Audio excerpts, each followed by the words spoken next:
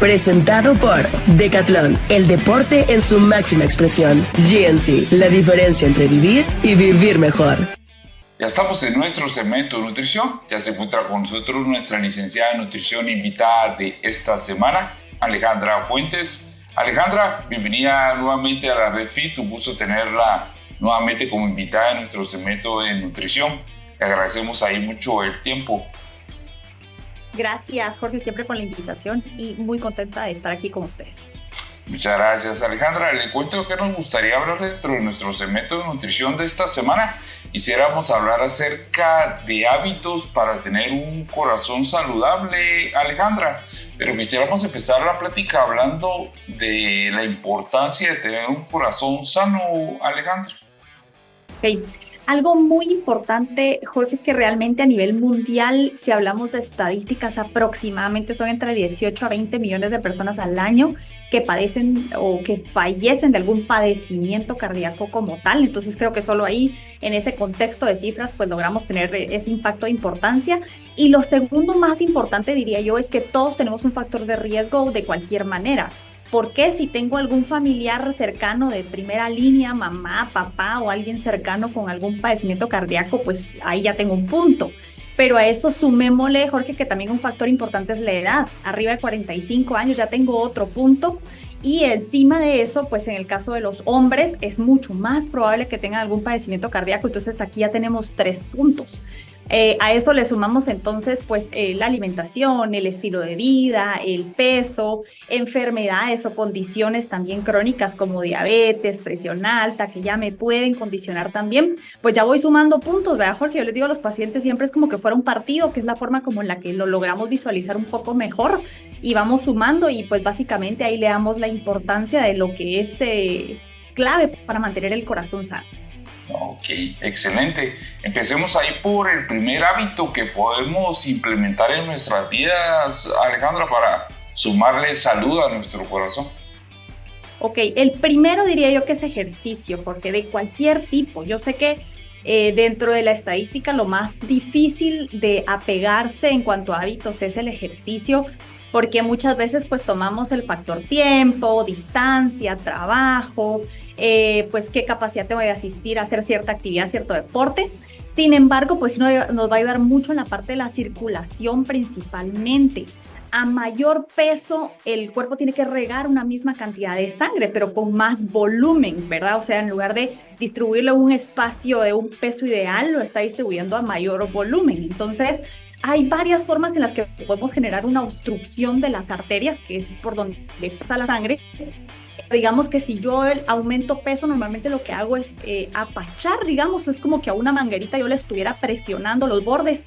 Obviamente va a salir a más presión el agua, lo mismo pasa en la arteria, sale a más presión la sangre y eso genera presión alta, lo que tarde o temprano va a generar un padecimiento cardíaco como tal, ¿verdad? Entonces yo diría que el ejercicio, para mantener un buen peso y evitar una carga excesiva de circulación, el ejercicio es parte fundamental. Y por ahí también quizá recordar de que el corazón es un músculo, ¿verdad, Alejandra? Y a través del ejercicio, pues lo trabajamos, lo ejercitamos y por ahí vamos a tener un corazón más sano también, ¿verdad? Exacto, lo fortalecemos, ¿verdad? Y que junto a ello también, obviamente, sabemos que la parte de la alimentación, que ese sería mi segundo factor o segundo hábito, la alimentación pues juega un papel importante, pero no nos vamos a enfocar tan ampliamente solo a la alimentación saludable, sino a factores principales y en este caso mi mayor aporte sería el consumo de grasas poliinsaturadas, que son las grasas saludables, omega 3 y omega 6. Este es un tipo de grasas que son esenciales, es decir, que el cuerpo no las puede producir, sino que las tengo que consumir de alimentos.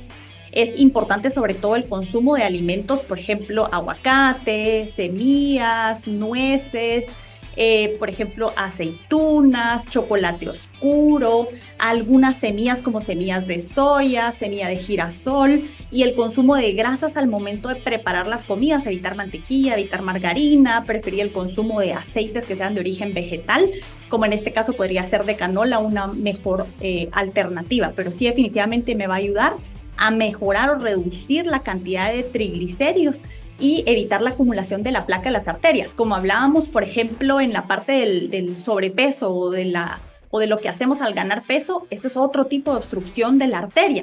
Es que mi manguerita, digamos, o mi arteria está de esta forma, pero yo le pongo una placa de grasa que se va acumulando y se va acumulando y le va dando cada vez menos espacio, digamos, a la manguerita. Entonces también disminuye la capacidad de circulación sanguínea, lo que también me va a condicionar una enfermedad cardíaca a largo plazo. Ok.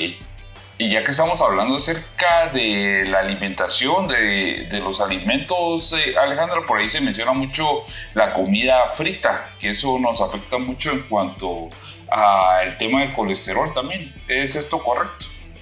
Mire, recuérdese que el colesterol está, digamos, no es que el colesterol sea malo, tenemos que mantener cierta cantidad de colesterol, pero hay dos factores importantes, el colesterol que llamamos bueno o malo, ¿sí? Está el HDL, que es el bueno, que básicamente es lo que vamos a mejorar al consumir estas grasas poliinsaturadas que hablábamos, y el malo, que es el LDL o el VLDL, que es el que hablabas tú precisamente ahorita, ¿verdad? En alimentos fritos. Lo que tengo que hacer es una proporción correcta entre ambos para que el colesterol total ni se incremente tanto, pero que sea su mayor cantidad a base de grasas buenas o poliinsaturadas, definitivamente. Ok, excelente. El tercer hábito que podamos ahí platicar. Tercer hábito, gracias a Dios, yo diría, Jorge, que ahora tenemos mucho más investigación en hábitos en general, y uno de los últimos que yo he estado amando de los 2 años para acá es el sueño, al que realmente le ponemos tan poca atención, pero es importante por lo menos mantener entre 7 a 9 horas de sueño por un montón de factores importantes. Pero yo diría que los principales es porque al tener una mala calidad de sueño o al dormir muy pocas horas durante la noche, yo produzco exceso de una hormona que es la hormona cortisol, que también ya tenemos mucha más información de lo que es el cortisol. No es la mala del cuento, porque realmente el cortisol tiene su función a nivel corporal y es ayudarnos como a crear ese reloj biológico que nos despierta o que nos ayuda a despertarnos. Entonces su pico más alto debería ser durante la mañana cuando yo me despierto. Sin embargo, si yo mantengo ese cortisol durante todo el día elevado, pues me va a condicionar a que yo tenga más apetito, digamos, o que produzca más hormona de apetito, que es grelina, y que disminuya en su contraparte la de saciedad, que es la leptina. Entonces voy a buscar alimentos que en un contenido muy chiquito me den un aporte calórico muy grande. Entonces, obviamente me condiciona peso, me condiciona acumular más grasas, a largo plazo también al tema cardiovascular importante. Bien importante esto que mencionaba, ¿verdad? Que muchas veces le restamos importancia al descanso, a las horas de sueño, y a veces pues es de alguna manera comprensible cuando nos vamos a la cama tarde por compromisos de trabajo, por compromisos sociales, pero muchas veces nos vamos a la cama tarde por puro gusto, ¿verdad, Alejandra? Por estar viendo tele, por estar viendo redes sociales, y nos desvelamos sin ninguna razón de importancia, ¿verdad? Y algo aquí también que me gusta mucho, hay una clínica en Estados Unidos que se llama Clínica de Mayo, que es bastante conocida por hablar de todas estas enfermedades metabólicas, y hacen bastantes estudios. Aquí una cardióloga, que es la doctora Cavacín, hizo un estudio que me pareció bien interesante, en el que ella evaluó un cierto número de pacientes y vieron que aumentaba el 9%, digamos, de la grasa abdominal total y el 11% de la grasa visceral, que es la que abarca órganos importantes, solo con el factor sueño. Incluyeron gente que tenía malos estilos de alimentación y gente que no, o sea, gente que se alimentaba bien pero que tenía mala higiene de sueño.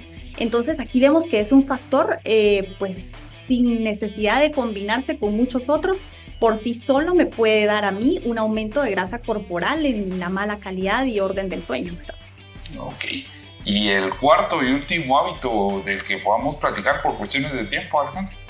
Podría ser el cuidar la microbiota, que también es otro factor que hemos platicado mucho últimamente o que se ha hablado mucho, que es cuidar las bacterias buenas del organismo, sobre todo si la alimentación no es la correcta o si mantenemos algún tema gástrico constante, por ejemplo, un reflujo que no nos vemos, o Helicobacter pylori activo, o tenemos gastritis, ¿verdad? ¿Por qué? Porque lo que hacen las paredes del intestino es evitar que se filtre cualquier tipo de molécula dentro de la sangre. Entonces, cuando hay mala alimentación, esas paredes se empiezan a abrir y permite la entrada a la circulación o a la sangre de compuestos que no deberían de estar adentro. Esto genera inflamación, y al final la inflamación a nivel corporal no me va a permitir ni la buena absorción de nutrientes, ni el procesamiento de grasas. Entonces también cuidar la salud intestinal es una parte importante, y que hemos visto ahora que el eje intestino-cerebro también es algo que está muy relacionado con el aumento de apetito o la disminución de apetito. por ahí la recomendación de probióticos y prebióticos para tener una flora intestinal saludable, Alejandra. Exacto, podría, digamos, incluso ahorita están los simbióticos, que es la mezcla de ambos, ¿verdad? Okay. Probióticos y prebióticos, que es para tener básicamente la bacteria y su alimento, ¿verdad? Así hacemos dos cosas al mismo tiempo. El consumo de fibras, que también es algo sumamente importante, pero sobre todo fibras que sean fermentables. Por ejemplo, puede ser algún carbohidrato que lo cocinen, pero que se consuma en frío para que sea más fácilmente fermentable. La manzana y las legumbres. Esas tres nos van a ayudar un montón. Ok, excelente. Pues un gusto, como siempre, el haber estado compartiendo el segmento de nutrición con usted, Alejandra. Le agradecemos ahí nuevamente el tiempo y que comparta sus conocimientos con toda la gente que nos ve. Si nos pudiera recordar cómo aparece en redes sociales para que las coloquemos ahí en pantalla. Claro, gracias.